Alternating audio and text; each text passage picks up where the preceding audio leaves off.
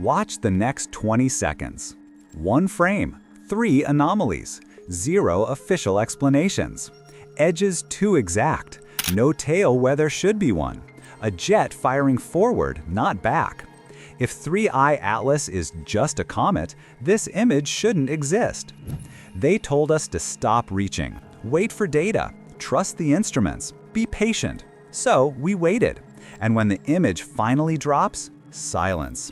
No press release, no headlines, just a quiet upload, like we aren't supposed to notice the glitch in reality right in front of us.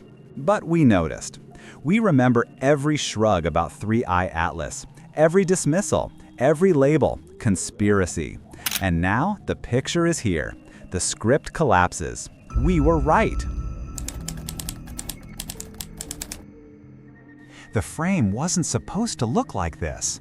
When a 2-meter twin telescope caught the latest view of 3I Atlas, astronomers expected the comet gospel, a nucleus, a gauzy coma, and a sun-blown tail, a streamer riding the solar wind.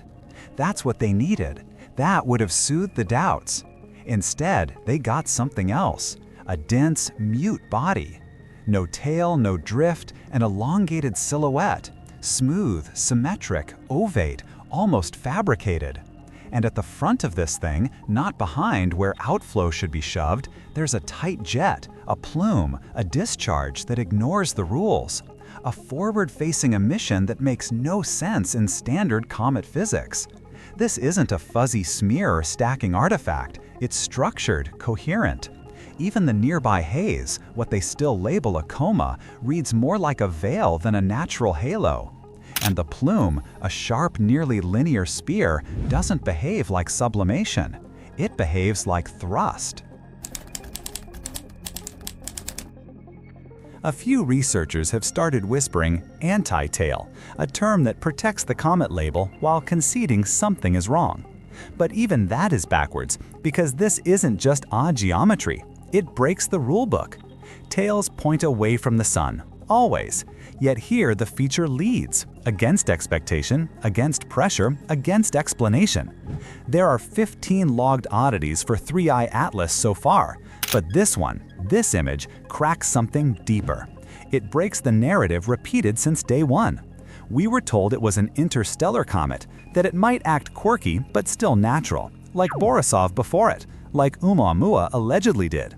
But Borisov wore a tail. Oumuamua didn't, and neither does this. And where Oumuamua tumbled and drifted beyond tidy causes, 3I Atlas brings a harder problem: composition. Nickel without iron. Not just rare, not just strange, impossible if nature alone is the factory. In every known stellar or planetary process, nickel couples with iron. They travel together. You don't see one without the other, unless they're separated by industry, by design. So now we face a body with engineered metals. A jet where no jet belongs. A hull shaped like an egg, a shield, a craft, moving through our system on a path that feels less like luck and more like intent. And still they say, comet. Still they push bulletins and quiet notes, clinging to a label that no longer fits. Because telling the truth would demand more than a new term.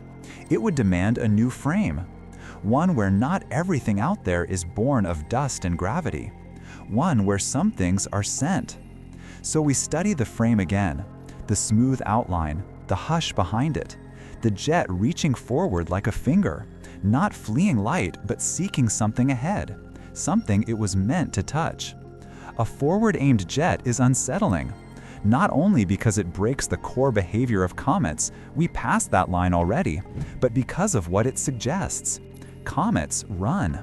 Their tails are shoved by photons, by heat, by radiation. Always away, always retreating. But 3I Atlas isn't retreating.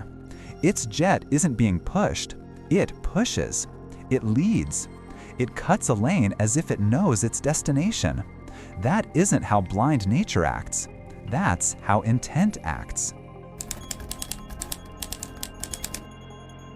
The recent frame shows it, a plume erupting from the nose, not the tail. Not a diffuse cloud of gas and grit, but a narrow, concentrated thrust stretching thousands of kilometers in front, measured at more than 6,000 kilometers long. Not chaotic, ordered. And order in the void is rare.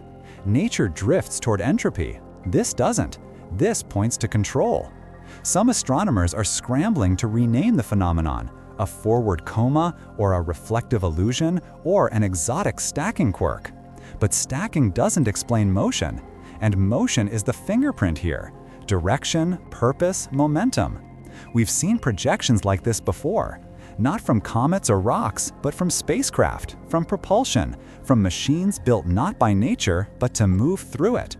If it were a simple sublimation jet, solar heating ice into vapor, we'd expect irregularity, spin, a backward tail as particles scatter.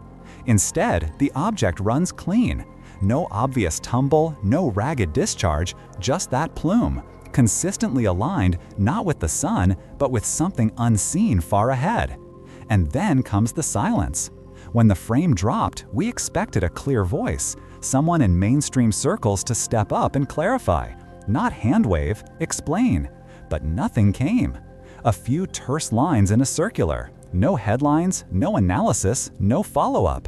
As if the strangest cometary behavior ever recorded didn't merit a response.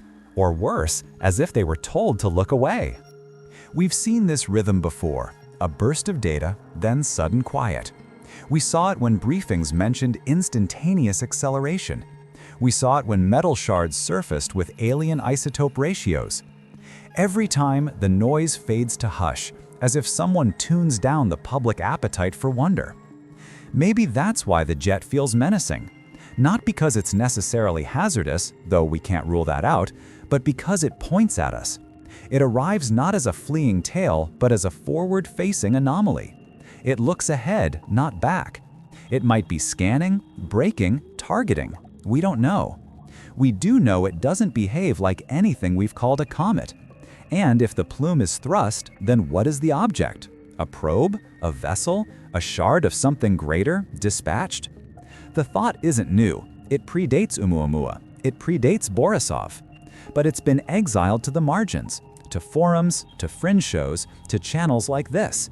Because to suggest intent invites the unforgivable sin in polite science, being wrong in public. Yet the image is public now, and the jet doesn't lie. Had this visitor come in silence, we might have swallowed the label. Had it obeyed the template, we might have nodded along. Instead, it leaves a trail not of dust but of direction. A breadcrumb in the dark, pointing to something, toward us, past us, beyond us. We don't know. But for once, we aren't the ones spinning wild tales. They are, and the only thing louder than the jet is the hush around it. Silence is a choice. When a thing this strange moves through our neighborhood, shaped like a hull, skinned like a machine, asking a question with its motion, you'd expect noise, briefings, debate, urgency. Instead, a vacuum. Not from the crowd is watching. The quiet comes from above. NASA says nothing. ESA says less. China's scopes, Russia's networks, even private arrays suddenly muted when the new 3-eye Atlas image appears. Not baffled silence, timed silence, silence that feels rehearsed. We've seen it with Oumuamua when its push defied gravity and gas. We saw it when odd metal fragments were fished from the Pacific. We see it now as 3-eye Atlas slips through the belt, showing not dust but a driven plume. The jet is unusual, the object is likely natural. Nickel without iron, rare but maybe explicable. Yet no explanation follows. No one says the word floating under every sentence, artificial. This isn't about missing science, it's about missing permission. Because the moment a flagship institution hints this may be made, the narrative slips. Doors open onto questions they can't contain. Who sent it? Why here? Why now? And most dangerously, did they already know? The new telemetry is being classified. Fresh observations embargoed to 2026.